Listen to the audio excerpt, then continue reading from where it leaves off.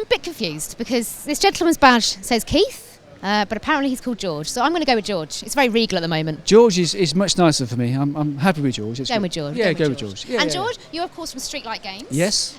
It's nice to be here in a little cubby hole. Look at this little cubby hole, isn't it nice? It's very Sherlock Holmes-esque. I'm quite enjoying this. It's supposed to be like a library, so that's how the sort of concept is. Love it. And what are you here for this year? What are you showing? Well, this is our first time here. We've been here. The game's out for 2 weeks, so it's our first time here, and we're all excited about coming. So we wanted to come just to show people what we've got. Well, and what have you got? Well, the game's called Hidden, and it's a board game without a board.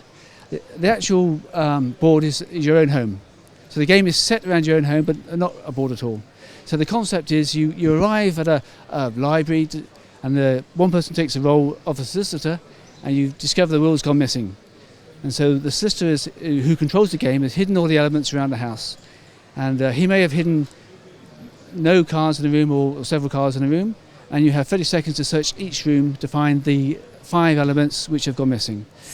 Yes, and kudo and finders keepers all in one go. It is, and it keeps everyone moving. There's no dead moments. Everyone's rushing around the house, and it's full of excitement. So it's pretty good, really. Yeah. So where do you sort of get your do you have any sort of stuff or sort of instructions and stuff? Oh, I can see in there. Yeah. So it's a very simple game. There's 5 sets of cards, and each card is a when, why, what, where, and that sort of thing, and how. And so those cards are the ones that the sister keeps 5 back himself, gives 1 card to each person, then hides the rest around the house. And that's the fairly simple.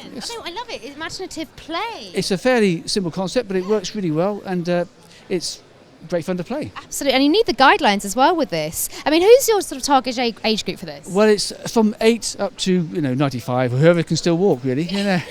Listen, my grandma, she's 93 and can't walk, but I tell you something, she'd try and play this. Well, she could be the solicitor anyway, so she'd be ideal. That's a really good point. This is a fantastic game, actually, and it's something that I can imagine playing with my friends, even in my 30s, around a dinner table. We sometimes like murder mystery, that kind of thing. It's kind of like that, I'd imagine. It is, yes, and the library is a setting for the whole thing, and this is kind of representative of that.